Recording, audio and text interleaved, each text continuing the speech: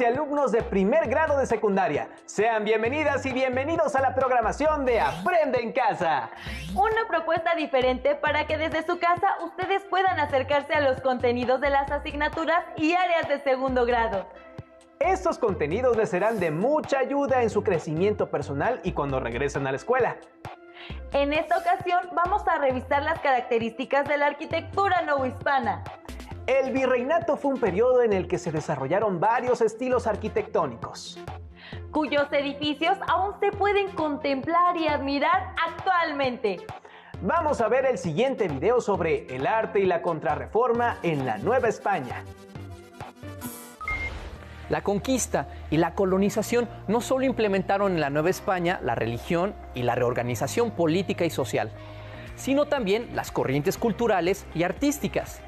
¿Qué estilos artísticos predominaron en la Nueva España? ¿Por qué la mayor parte de la arquitectura, la pintura y la música virreinal expresaban culto al catolicismo y a las festividades religiosas? Veámoslo. Las primeras obras arquitectónicas en la Nueva España, como el Palacio de Cortés, en Cuernavaca, Morelos, y la Casa de Montejo, en Mérida, Yucatán, pertenecen a la corriente artística del plateresco. Este estilo, que surgió en España en el siglo XV, se caracterizó por integrar elementos renacentistas, góticos y musulmanes en las construcciones. En la decoración plasmó elementos de la naturaleza, como guirnaldas y bichos, así como medallones con representaciones de bustos humanos, entre otros elementos. En la Nueva España, los artesanos indígenas añadieron componentes prehispánicos, como imágenes de la flora y fauna características de sus regiones. Un ejemplo es la fachada de la iglesia del convento de Acolman, considerada la joya del plateresco en América.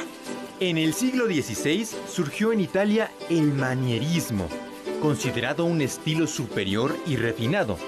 En la Nueva España mostró figuras humanas alargadas en la pintura y escultura. En la arquitectura, un ejemplo es la integración de torres en las fachadas de los templos, lo que puede observarse principalmente en las primeras catedrales que se construyeron. Tanto el plateresco como el manierismo fueron los estilos artísticos del siglo XVI y las primeras décadas del siglo XVII en la Nueva España. Para la tercera década del siglo XVII, el estilo que predominó fue el barroco. Veamos por qué. En 1517, en Alemania, el fraile agustino Martín Lutero publicó las 95 tesis, en las que cuestionaba a la Iglesia Católica. Entre otros puntos, criticaba la venta de las indulgencias, es decir, del perdón de los pecados por parte de la Iglesia. Afirmaba que la salvación provenía únicamente de la gracia de Dios, la cual se podía lograr mediante la fe, por lo que la intervención del clero era innecesaria, así como la adoración a la Virgen y a otros santos. Estas ideas se difundieron por Europa y fueron la base de la Reforma Protestante. La Iglesia se dividió y comenzaron las guerras religiosas entre los católicos y los seguidores de las ideas de Lutero. La Iglesia Católica promovió la Contrarreforma y convocó en 1545 al Concilio de Trento, el cual se realizó en periodos intermitentes. Ahí se determinaron las medidas a seguir para fortalecer a la Iglesia y al papado. España encabezó la Contrarreforma y el rechazo hacia el protestantismo se reflejó en la Nueva España. Entre las medidas que siguieron estaba el fomento del arte como vehículo para propagar las ideas y valores de la fe católica, y para ello se utilizó el barroco, un estilo muy ornamentado y dramático. La arquitectura y la pintura destacaron, por lo que los muros, fachadas, así como los techos de iglesias y conventos se llenaron de múltiples adornos e imágenes de vírgenes, santos, ángeles y escenas religiosas. Entre los principales pintores del barroco se encontraban Miguel Cabrera, Cristóbal de Villalpando, Sebastián López de Arteaga, la familia de los Juárez, los Echave y los Rodríguez. En la música destacaron Juan Gutiérrez de Padilla, Francisco López Capillas y Manuel de Sumaya. Y en la literatura, Sor Juana Inés de la Cruz, Carlos de Sigüenza y Góngora y Juan Ruiz de Alarcón fueron sus más importantes exponentes.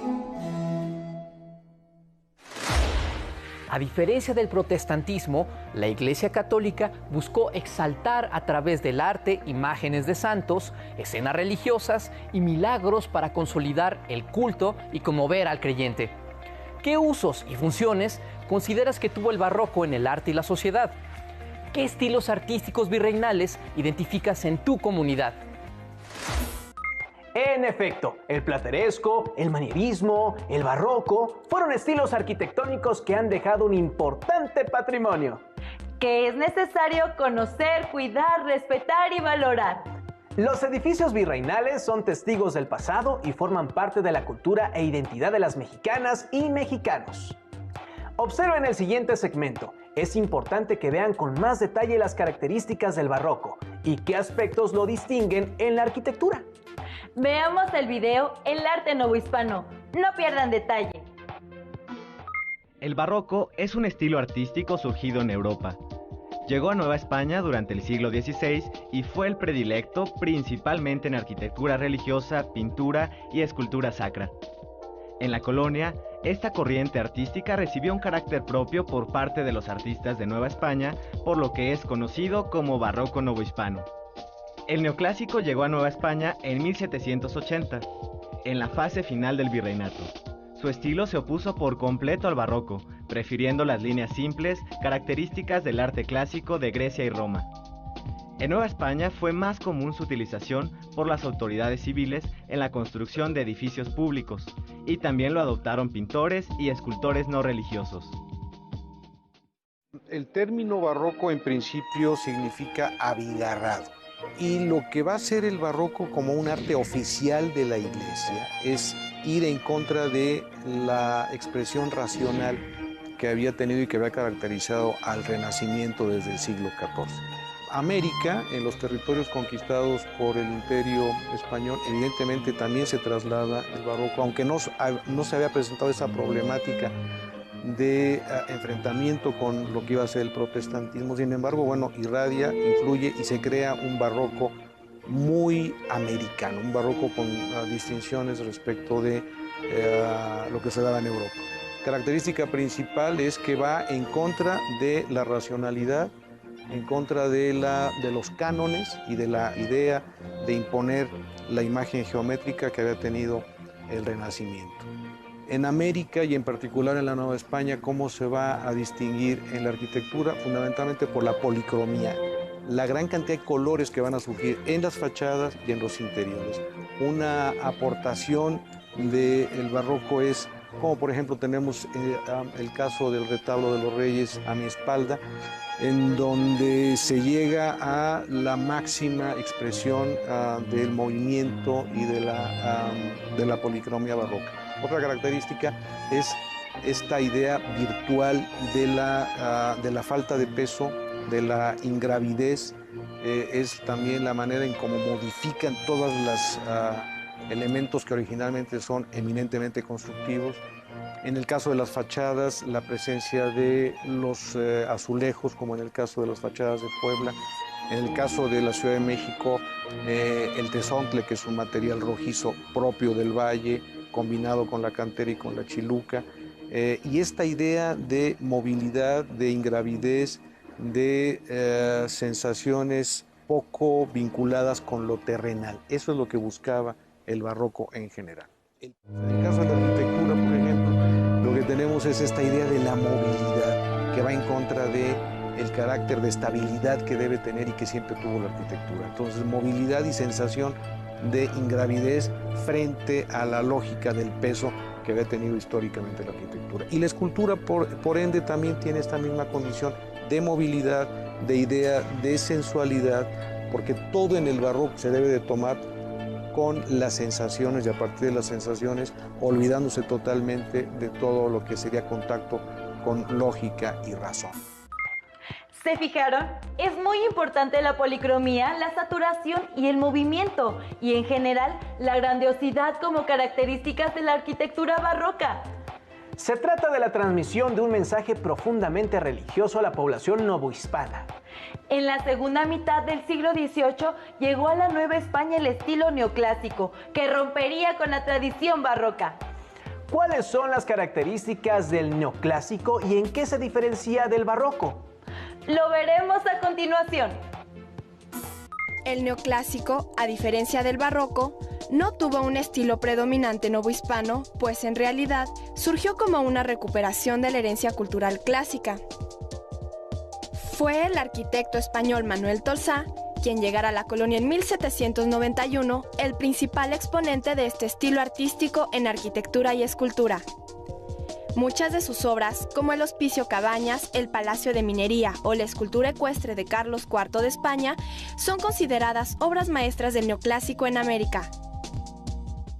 Viene de una madurez intelectual que se empieza a dar también en Centro Europa. Una madurez intelectual que privilegió el uso de la razón frente a la posibilidad subjetiva que daba la Iglesia Católica.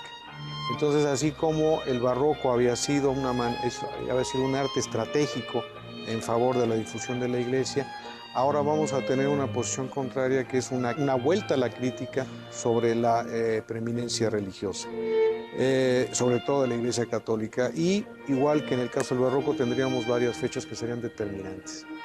1750 para el caso de la Nueva España, el ascenso de la dinastía de los Borbones, dirigiendo el Imperio Español. De ahí nos iríamos a 1760, el inicio de la difusión de todas las nuevas normas, de todos los nuevos códigos, las reformas borbónicas en el Imperio Español. 1767 es la expulsión de la orden jesuita. El jesuitismo fue una de las bases más importantes del barroco. Y luego nos vamos a 1781 con la fundación de la Academia, que en una segunda instancia te trataré de comentar cuál fue la importancia que tuvo. Entonces es una versión totalmente opuesta al barroco, es una versión que trata de retomar el mundo grecolatino. Vuelve a aparecer la geometría, vuelve a aparecer con toda claridad la contundencia del medio círculo, el triángulo, la pilastra. Nada que ver con todas estas fantasías y todos estos vuelos y todas estas ficciones que había planteado el barroco en su origen. Entonces es un movimiento artístico que establece una nueva postura en contra de la irracionalidad, privilegia el aspecto crítico, privilegia el retomar el mundo clásico como la gran materia de conocimiento y de enseñanza para la sociedad. Para entender el gran periodo del neoclásico, que abarca desde la segunda mitad del siglo XVIII hasta los primeros 25-30 años del siglo XIX, hay que partir del ascenso de la dinastía de los Borbones al cargo de la dirección del imperio. Los Borbones, de origen francés, traen toda esta tradición del nuevo pensamiento que se había inaugurado por Renato Descartes. La Ilustración, que es la que privilegia todo este gran periodo, circula ideas sobre una nueva manera social, sobre una nueva respeto inclusive a lo que después serán los derechos humanos, y viene a terminar en 1789 con la gran guerra de Revolución Francesa, en donde incluso se llega a determinar mediante un decreto: Dios no existe. Esta va a ser la gran posición crítica que va a tomar el neoclásico. Entonces, en el caso de la arquitectura, nos vamos a encontrar con todos estos elementos del mundo grecolatino, con los grandes frontones, con los arcos, con las pilastras que recuerdan al mundo griego y romano. Y en el caso de la pintura ya no aparecen los milagros, ahora va a ser el Antiguo Testamento el que va a dar todas las nuevas temáticas que van a alimentar a esta nueva expresión artística. ¿Quién va a ser el que va a determinar esto? La Academia. La Academia es una de las grandes invenciones del mundo neoclásico. Esto tiene que ver también con esta nueva voluntad, en el caso de los Borbones, de cómo administrar y cómo enseñar el arte. Ahora se van a crear planes de estudio, se van a volver a crear cánones, se van a dictar normas, e inclusive va a haber la prohibición de seguir construyendo y de seguir pintando a la manera barroca. Ahora de lo que se va a tratar es de hacer valer, de considerar como la única posibilidad todos aquellos temas que habían creado los maestros en la academia, con los que se va a enseñar, con los que se va a adiestrar y que van a ser los autorizados por los cabildos para que se lleven a cabo en las iglesias y en los edificios públicos. Y por último, otra de las grandes características del mundo neoclásico va a ser el que los edificios más importantes van a ser edificios civiles. Ya no va a ser la iglesia la que va a llevar la conducción de la construcción en las ciudades. Ahora van a ser los hospitales, las escuelas, los grandes depósitos de alimentos, los edificios militares, los que van a determinar la nueva conformación del paisaje. Va a ser el mundo civil frente al mundo de la iglesia que había privado en el periodo anterior. Actualmente, México conserva un gran acervo arquitectónico, pictórico y escultórico del periodo colonial, que es parte de la riqueza cultural y del patrimonio no solo nacional, sino de la humanidad. Visto lo anterior, hay que destacar la vuelta al mundo grecolatino que impulsó el neoclásico, así como el uso de la geometría y la influencia de la razón, en contraposición al sentimiento religioso del barroco. Debe resaltarse también que los edificios más destacados del neoclásico eran civiles, ya no religiosos. Antes de finalizar, nuevamente les hacemos un llamado para que fomenten la empatía y el respeto con sus familiares. Debe ser una oportunidad para convivir en armonía con quienes más queremos y más nos quieren. Es momento de hacerlo por ellos. Las y los invitamos a consultar más sobre el tema en su libro de texto de historia. Les dejamos algunas preguntas que les pueden servir para profundizar en lo que acaban de aprender. ¿Cuáles son las características del barroco? ¿Qué sentimientos buscaba despertar en las personas? ¿Cuáles son las características del neoclásico? ¿En qué se distingue del barroco? Guarden sus respuestas en la carpeta de experiencias y posteriormente compártanlas con sus compañeras y compañeros. ¡Hasta muy pronto!